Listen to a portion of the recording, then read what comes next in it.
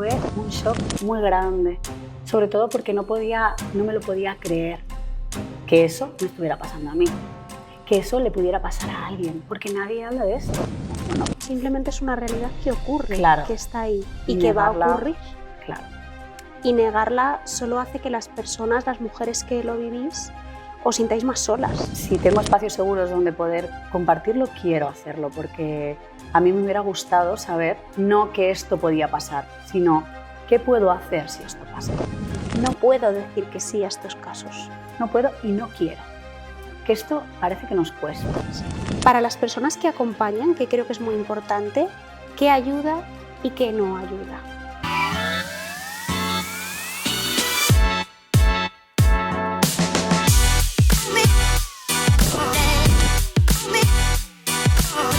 Bienvenidas al podcast de Fénix, bienvenidas a un nuevo episodio de El Club del Drama, así se llama nuestra sección de psicología, porque ¿qué sería la vida sin un buen drama? Es lo que tiene.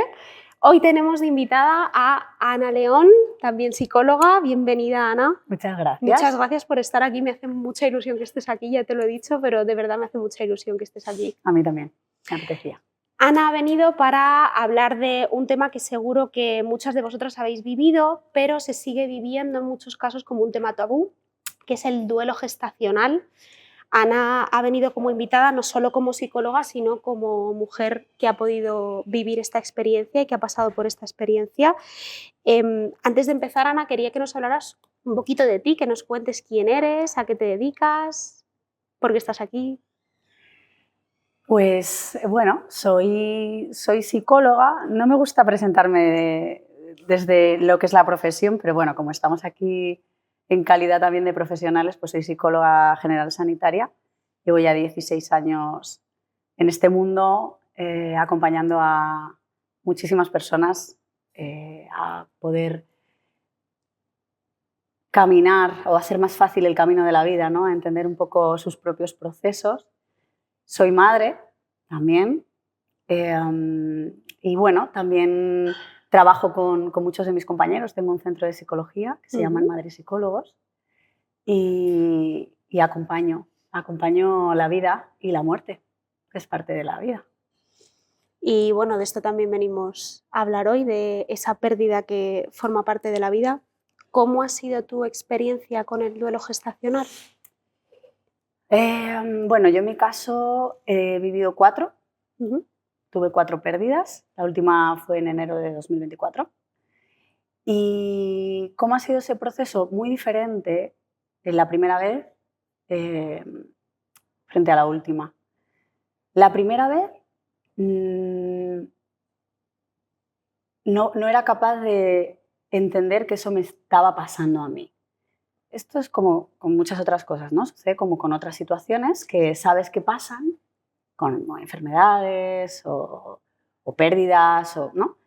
Pero no te colocas en el plano de que eso es algo que a mí me puede pasar. Entonces yo cuando recibí el positivo, yo llevaba mucho tiempo buscando un embarazo, entonces para mí recibir el positivo fue como wow, ¿no? O sea, ya todo va a ir bien. Pero no, lo perdí. Entonces para mí ese primer momento fue un shock muy grande, sobre todo porque no me lo podía creer que eso me estuviera pasando a mí, que eso le pudiera pasar a alguien, porque nadie habla de esto. Muy pocas personas comparten que han perdido pues a su bebé. Eso fue la primera vez. La segunda vez me volví a quedar embarazada y tuve a mi hijo, que es mi niño, el que está conmigo, que tiene 5 añitos. Entonces es verdad que cuando eso...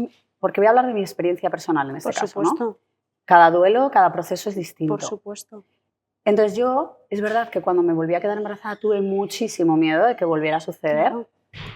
Y de hecho hice terapia, porque en mi caso yo era como que en mi cabeza había una fecha que yo tenía que pasar, que era la fecha en la que yo había perdido el otro bebé. Entonces, hasta que no llegó ese momento yo no descansaba, o sea, no estaba en alerta.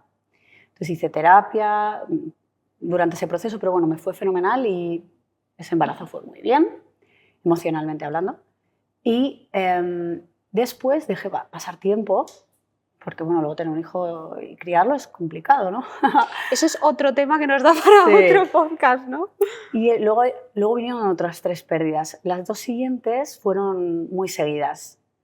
Y debo decir que en ese tercer embarazo yo no me imaginaba que lo fuese a perder, tampoco. Era como si hubiera recuperado la inocencia, ¿no? Porque la inocencia, esto es una cosa que hablamos muchas de las madres que hemos perdido bebés, la pierdes, ¿vale? O sea, pierdes esa inocencia cuando eso te ha pasado, ya eres consciente de todas las cosas que te pueden pasar. Y esa sensación de vivir un proceso de embarazo sin miedo o sin estar en alerta, es muy difícil, de verdad, que lo vuelvas a recuperar. Entonces, yo no pensaba que me volviera a suceder, que me podía volver a pasar. Entonces todo fue muy bien. Me quedé muy rápido embarazada, yo no tenía síntomas, yo estaba feliz hasta que volvió a pasar. Y ahí, cuando volví a quedarme embarazada y volvió a suceder, o sea, cuando me volví a quedar embarazada, en ese momento entré en pánico. En mi vida he tenido tanto miedo. Jamás en toda mi vida. Y de hecho yo decía, no voy a ser capaz de soportar 9 meses embarazada porque tengo mucho miedo de que vuelva a ocurrir. Y volvió a pasar. Y mucha terapia después, muchas pruebas médicas, muchas cosas, porque esto es algo que la gente te dice, pero ¿y te has hecho pruebas? Eso es parte del proceso, ¿no? Uh-huh. Y en este último, ¿cómo lo viví? Pues con miedo. Con miedo. Yo había hecho mucha terapia. La terapia ayuda, pero la terapia no hace que los miedos desaparezcan por completo. No. Te ayuda a atravesar la vida pese a los miedos. Y yo tenía miedo, lo que pasa es que iba todo bien. Iba todo muy bien hasta que volví a pasar. Entonces, es difícil. Me parece muy curioso esto que me dices de la pérdida de inocencia, porque creo que las mujeres que no hemos pasado por este proceso, las personas que no hemos pasado por esto, no nos paramos a pensar en eso, ¿no? En esa pérdida de inocencia de lo que socialmente se entiende como un embarazo, ¿no? Esa ilusión, que sabemos que no siempre está también, ¿no? Pero esa ilusión, esas ganas, y claro, cuando pasas este proceso, los embarazos que pueden venir después no llevan esa carga de inocencia, no llevan esa ilusión, sino que conllevan miedo. En la gran mayoría de los casos sí. También depende, ¿no? De cómo hayas vivido cada proceso, cómo de conectada estés. Hay variables, ¿no?, que influyen, pero sí. Y cuando además te dedicas a acompañar, como es mi caso, este tipo de vivencias, conoces muchas situaciones, entonces es difícil que tu mente no te hable de los diferentes escenarios que pueden darse. Esto no significa que no puedas estar tranquila. Yo en mi cabeza siempre me decía, en este último embarazo yo decía, bueno, yo creo que cuando llegue el momento en el que ya haya pasado todo este primer trimestre o cuando ya... Yo siempre hay fecha, había como una fecha. Sí. Como me pasó la primera vez, bueno, la segunda en este caso con mi hijo, ¿no?, vivo. Es como, si llego hasta aquí yo creo que voy a estar más tranquila. Yo he tenido la desgracia de haberlo vivido 4 veces. Es verdad que esto no siempre es así, pero también pasa. De hecho, antes te decía, ¿no?, que es algo que la gente no suele compartir. Yo tengo un poco como el compromiso de, si tengo espacios seguros donde poder compartirlo, quiero hacerlo, porque a mí me hubiera gustado saber no que esto podía pasar, sino qué puedo hacer si esto pasa. Esto es muy importante. ¿Qué puedo hacer? ¿Cómo lo puedo gestionar? ¿Qué hago con la parte física? Porque hay mucha parte física. Tú estás creando una vida, claro, a la que se le para el corazón. En el caso, si es que ha llegado a tener latido, que a veces no, y aún así es una pérdida muy dolorosa, ¿no? Entonces, bueno, esta es la parte, ¿no?, que tienes que ir entendiendo. Me hubiera gustado saber, y no para meterle miedo a nadie, sino, bueno... Simplemente es una realidad que ocurre, claro, que está ahí y que va a ocurrir. Claro. Y negarla solo hace que las personas, las mujeres que lo vivís, os sintáis más solas. Sí. Y al final es son realidades, creo que hay ciertos temas tabú en la sociedad y hay realidades que no se hablan porque no se quiere que existan, pero existen y es necesario hablarlas, compartirlas y que mujeres que lo viven, pues como tú dices, vean, vale, me ha pasado, ¿qué hago? ¿Cómo lo llevo? Escuchar a otras mujeres qué les haya pasado, qué han hecho, qué les ha ayudado y simplemente saber que no eres un bicho raro, que es que pasa y pasa mucho más de lo que se cree. A mí me ayudó mucho, sobre todo en el último embarazo, en la última pérdida, que estaba un poco más avanzada en comparación con las anteriores. A mí me ayudó muchísimo el hablar con amigas madres que habían perdido a sus bebés. Me ayudó muchísimo.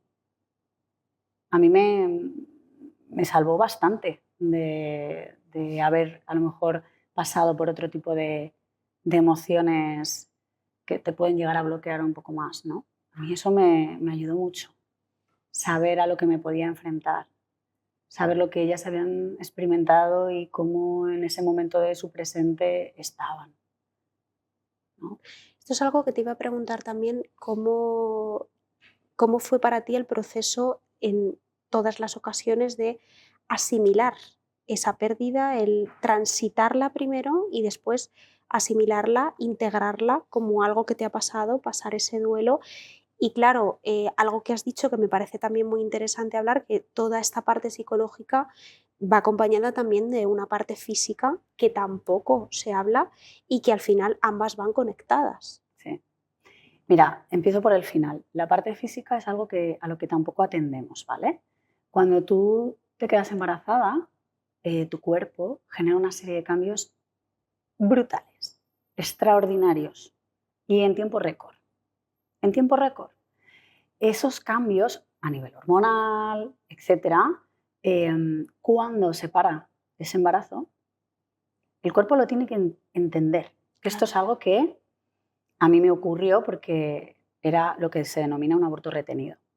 Eso significa que tú vas y a lo mejor estás de X semanas, ¿no? Según tu calendario estás de X semanas, pero realmente su corazón, por el tamaño de ese embrión, de ese bebé, es más pequeñito, por lo tanto te dicen, creemos que debió de ser un poco antes. Esto pasa. Y el cuerpo todavía no lo ha entendido. No lo ha entendido. Tú sigues hormonando como si estuvieses embarazada, teniendo síntomas, etc. Pero tu cuerpo no genera el proceso de esto tiene que salir de tu vientre. Entonces, eso es fuerte, ¿vale? Luego, cuando esto se acaba, el cuerpo tiene que volver a entender que ahora ya no estás embarazada y que ahora va a hacer otro tipo de cosas. Esto es algo que también a nivel físico, pues como cuando has parido, ¿no? Y esa montaña rusa del posparto, pero claro, en otro momento. Exacto. Literalmente, a nivel físico hay un cambio. A nivel emocional, ¿qué pasa? ¿Cómo proceso? Todo. Mira, yo hice un poco como la primera vez. Yo usaba los rituales. Yo lo ritualizaba. Qué importante. Sí. En el último ya fue a nivel bastante más alto, ¿no? Lo hicimos más. Pero siempre lo primero, bueno, tienes que ir al hospital, eso es bastante traumático, eso es bastante difícil. Yo siempre he ido acompañada, entonces eso es muy importante, que la gente vaya acompañada si tiene la sospecha.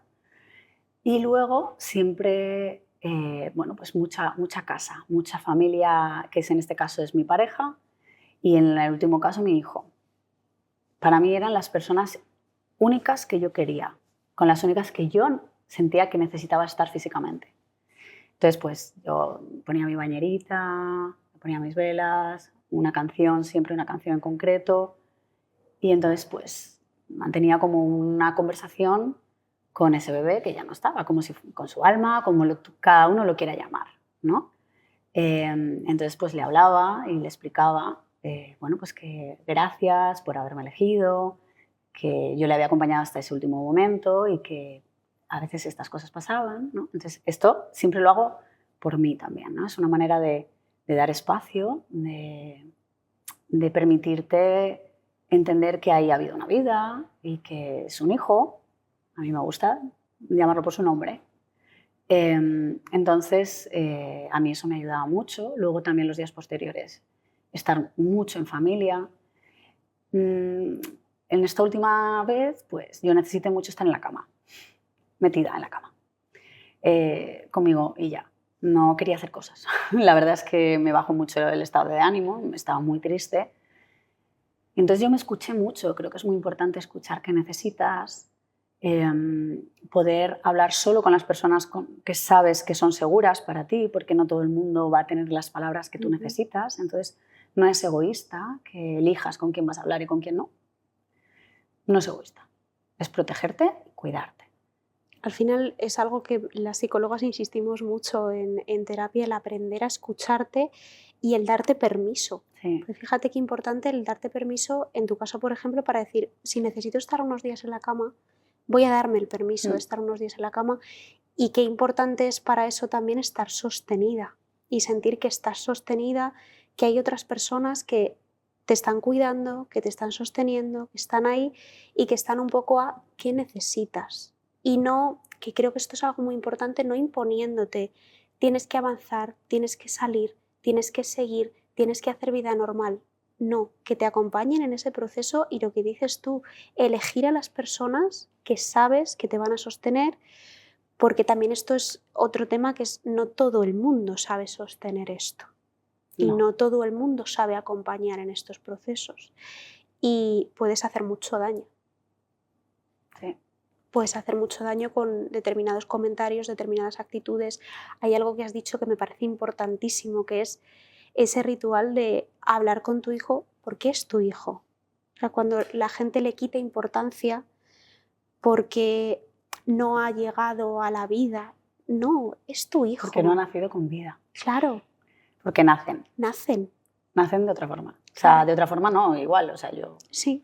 Que esto es otra cosa que se reivindica mucho, ¿no? Las madres que han perdido bebés, que se les reconozca, ¿no? como sus hijos. Claro. Y que lo han parido y que ha nacido sin vida. O ha nacido con vida, pero luego son diferentes, ¿no? Sí. Tipos de pérdidas. Pero sí, yo mi último bebé lo parí en mi casa. Claro, pero al final es reconocerlo como lo que es. Claro. Y es tu hijo. Y que la gente de tu alrededor también lo reconozca como tal y a ti te acompañe como tal, como lo que es la pérdida de un hijo. Y yo creo que esto es importantísimo para que gente que tenga alrededor, personas que vivan este proceso, que sean conscientes de esto, que no les resten importancia. Muy importante. Me decías que en tu caso tú necesitabas a tu pareja y en esta última ocasión a tu hijo, y que será como tu parcelita segura y donde tú querías estar. De hecho, claro, me gustaría aportar algo que creo que también es importante cuando hay niños, ¿no? Porque muchas madres no saben qué hacer. De hecho, en el hospital, cuando recibí la noticia de que no tenía latido, la persona que me atendió, desde la desinformación, desde sus creencias, desde lo que fuese, claro, a mí una de mis preocupaciones automáticas en ese momento fue ¿cómo se lo vamos a decir ahora al niño? Porque mi hijo sabía perfectamente, él sabía que su mamá estaba embarazada, ¿no? Y que iba a tener un hermanito. ¿Cómo se lo decimos ahora? Y me dijo, no, tú no se lo tienes que decir, no hace falta, tú de momento no, tú cuídate tú haces este proceso, tú primero termina con esto. Y yo la miré incrédula, como diciendo, me da igual lo que me digas, voy a hacer lo que a mí me dé la gana. Porque además sé lo que tengo que hacer y tengo que compartirlo porque mi hijo forma parte de esta familia. Claro. Y mi hijo me va a ver mal, yo no voy a ponerme una máscara.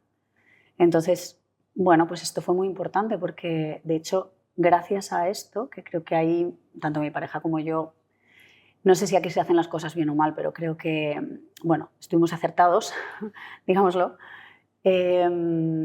Ayudó mucho, ¿no? El cómo lo compartimos con él, porque formó parte de esos rituales. Él pues, le hablaba a su hermanito, se pudo despedir.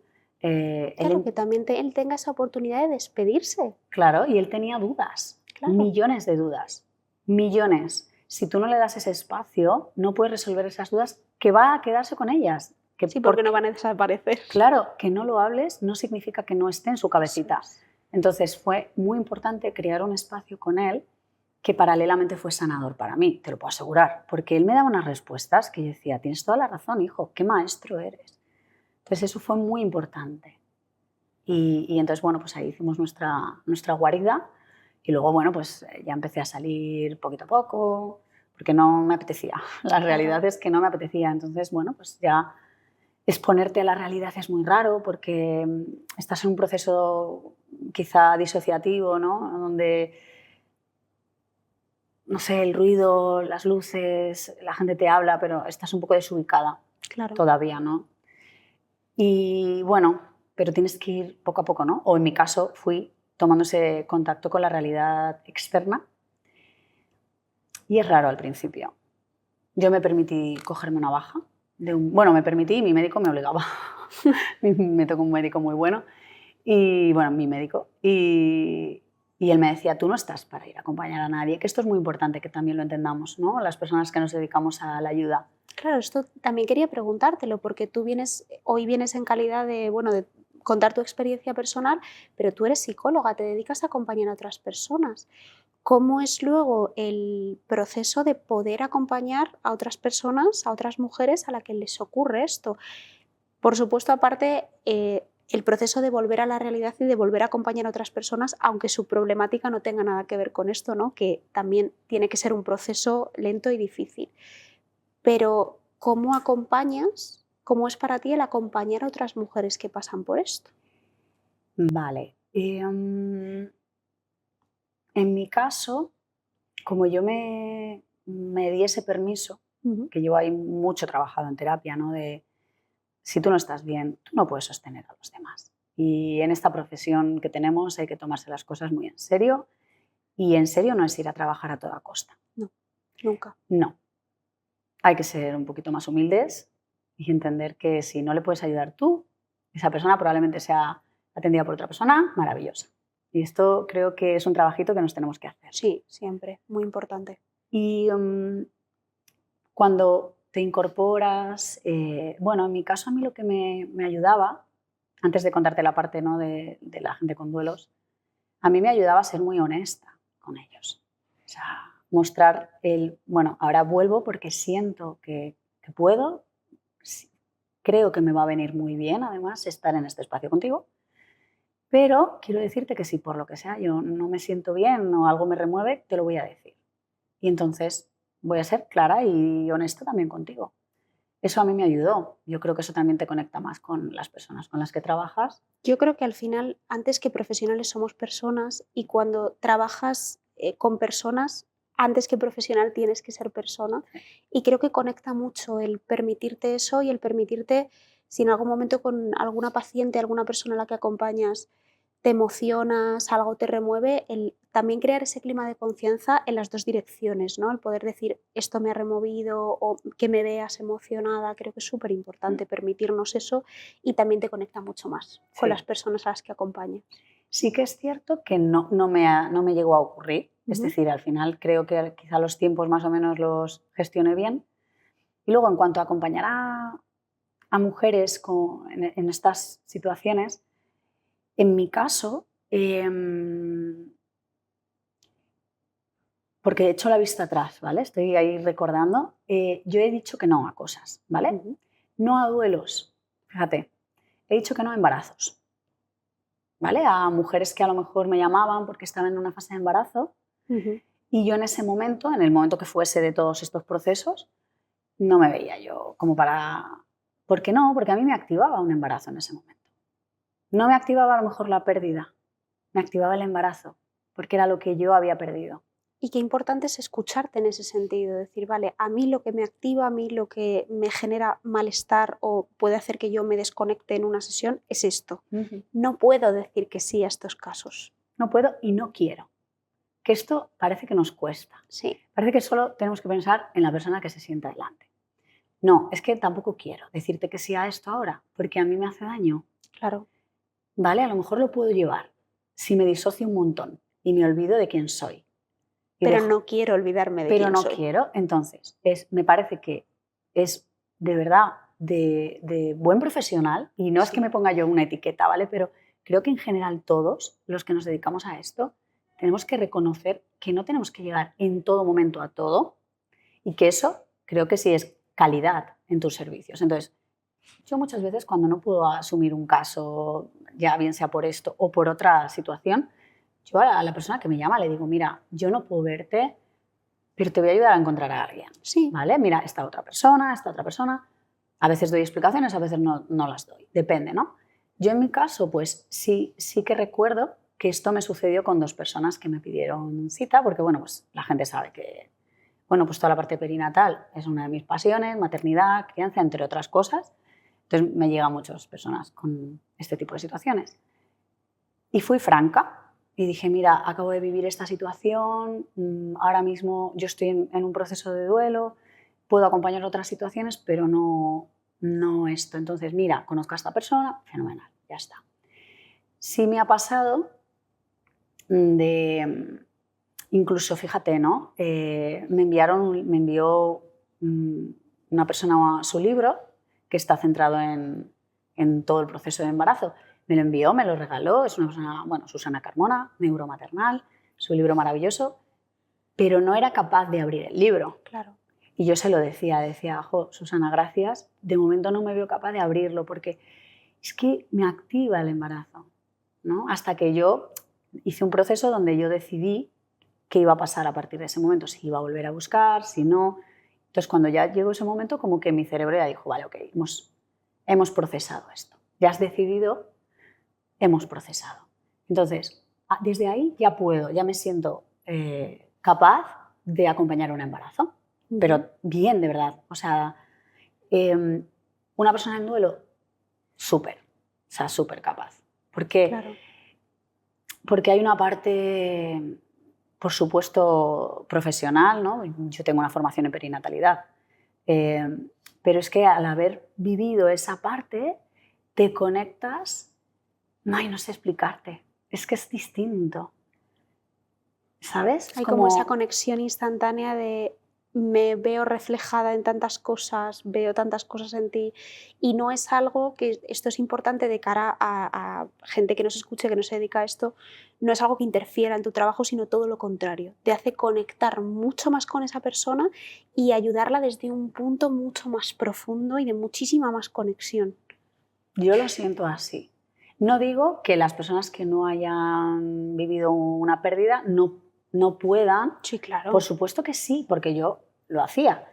Pero es verdad que es como, lo que ocurre es que a lo mejor esa persona te está contando algo y tú ya te adelantas. ¿Sabes? Como que tu cerebro de psicóloga ya sabe lo que te va a decir. Sí. Porque dices, claro, es que esto es esto. Esto es, ¿sabes? Entonces, de momento sí me siento con esa capacitación, o sea, me siento capaz y tranquila. Y de hecho, es una de las cosas que no es que me guste, porque no es que me guste, pero estoy un poco como pez en el agua, ¿sabes? Ya. Para ir cerrando el episodio, aparte de compartir tu experiencia personal, creo que hay una parte muy importante para la gente que nos escuche y que nos vea, que es mandar un mensaje tanto para las personas que acompañan como para las mujeres que puedan estar viviendo ese proceso o que quizá lo vayan a vivir en algún momento. Para las personas que acompañan, que creo que es muy importante, ¿qué ayuda y qué no ayuda? Vale. Ayuda comunicar que no sabes cómo acompañar, pero que estás ahí. Ayuda a estar, no desaparecer por completo. Ayuda a dar espacio, pero que la otra persona pueda saber que le importas. Creo que esto es vinculado a cualquier duelo en general, ¿vale? Porque sí reconozco que duele cuando la gente hace como que no ha pasado nada. Esto está pues, muy relacionado con la dificultad que el ser humano tiene para sostener las emociones propias y las del otro. Entonces, a nadie le gusta ver a alguien sufrir. Entonces, si no hablamos del tema, no existe. Eso no ayuda. Ayuda llevarle un plato de comida mientras está en su casa viviendo ese proceso. Llevarle un bizcocho, llevarle algo de comer, porque no va a comer bien. Probablemente no le va a apetecer, Entonces, si tú le llevas algo o estas plataformas que te envían comida, Sí, eso es maravilloso, eso es una ayuda buenísima. el cuidar. El cuidar. Ayuda el ¿qué necesitas? Ojo, el ¿qué necesitas? Es una pregunta que yo, que lo he vivido en mis propias carnes, creo que puede ayudar o no, porque tú en ese momento no sabes muy bien lo que necesitas. Entonces, no me quedaría con un ¿qué necesitas? O pídeme lo que necesites. No, porque la persona probablemente no te lo vaya a pedir, ¿vale? Entonces, no hay que, evidentemente, poner toda la responsabilidad en el otro, pero el otro, si lo que quiere de verdad es sostener a esa persona, mira, a lo mejor no sabes lo que necesitas. Quizá estás ahora, no sé, muy bloqueada o con una nube en tu cabeza, pero quiero que sepas que cualquier cosa que se te pase por la cabeza, estoy aquí. Puedo acompañarte, puedo ir a ver una peli contigo, puedo, no sé, lo que quieras, ¿vale? Yo siempre hablo de acompañar como los perros, de aprender a acompañar como los perros. Cuando tú estás triste, estás mal y tienes un perro, ese perro se queda a tu lado, te pega un lametón en la cara, se queda pegadito a ti, como no sé cómo ayudarte, pero estoy. Y yo creo que tenemos mucho que aprender de eso, de estar, que muchas veces queremos hacer, no sabemos cómo hacerlo, no sabemos cómo ayudar y al final a veces podemos incluso causar más mal que bien.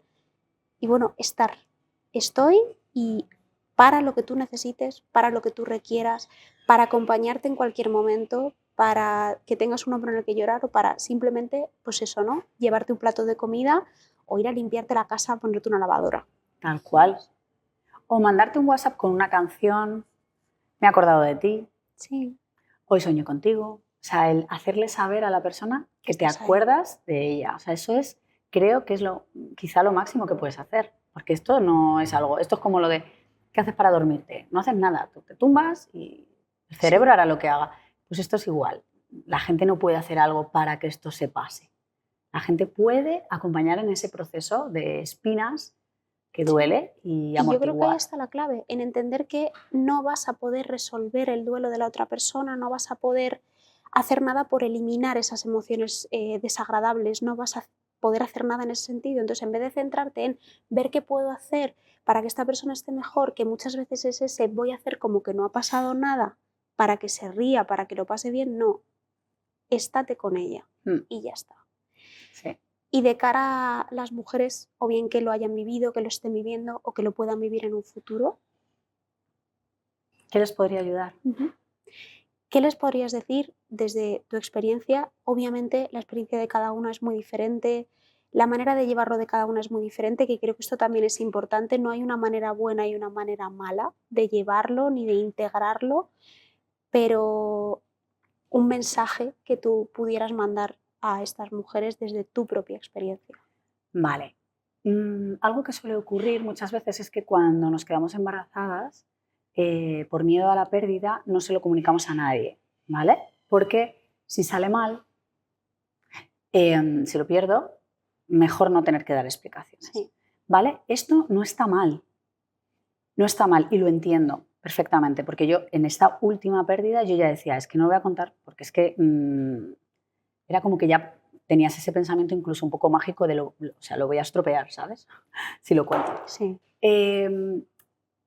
Lo entiendo, pero me gustaría decirles que a alguien se lo tienen que decir, que no sea su pareja. A alguien le tienen que decir que están embarazadas y que sea alguien que sepan que si pasa algo van a poder estar. Porque si te pasa y no lo sabe nadie y tú te lo guardas, eso es muy duro. O sea, no vas a tener a nadie que en el momento en el que estés rota te ayude a pegar los trocitos. Entonces, ¿no se lo quieres decir a todo el mundo? No pasa nada. No pasa nada, lo entiendo, lo respeto, lo comprendo y lo he vivido. Ahora, alguien lo tiene que saber, porque tú esto no puedes vivirlo sola. Más cosas. A los hospitales tienes que ir acompañada. Muy importante. Aunque tú creas que ya estás fenomenal, que tienes una revisión al mes, vete con alguien. Vete con alguien. ¿Por qué? Porque cuando tú entres allí, tu cerebrito, tus redes neuronales se van a activar. Es muy importante que vayas con alguien, ¿vale? Que te escuches, por supuesto, lo que hemos estado hablando durante todo este ratito juntas, que des validez a lo que sientes, que lo que has sentido era verdad, que estabas embarazada y sí, era un positivo, era real. No era algo que estuviera en tu imaginación. Que no hay un tiempo, que los duelos no tienen tiempos. Que esto es un proceso, es un camino. Es un camino que hay que atravesar, que hay que caminar y que habrá momentos en los que necesites llorar, habrá momentos en los que te rías y estará bien, habrá momentos en los que no sepas ni lo que quieres. Hay muchas otras cosas, ¿no? Pero creo que esto es como muy importante. Y luego, si quieres escribir, te puede venir fenomenal. Entrar en el agüita calentita y conectar con tu cuerpo, poner tu mano donde lo estés sintiendo, eso es... Al final es conectar contigo y permitirte. Sí. Y permitirte. Ana, muchísimas gracias por venir, por compartir tu experiencia, por la generosidad de cara a nosotras y de cara a tantas mujeres. De verdad, de corazón, sabes que te admiro mucho y que estoy muy feliz de que estés aquí, te lo agradezco un montón. A las personas que nos estáis viendo, si necesitáis ayuda en este sentido, sabéis que nos tenéis disponibles, tanto en Fénix como Ana. Si necesitáis ese acompañamiento más profesional, esperamos que estéis muy bien acompañadas y esperamos que hablar de esto haya servido para que muchas os podáis sentir identificadas y podáis ver que no estáis solas. Y hasta el próximo capítulo del Club del Drama. Muchas gracias, Ana. Muchas gracias. ¡Jo, qué guay! Muchas gracias. De verdad.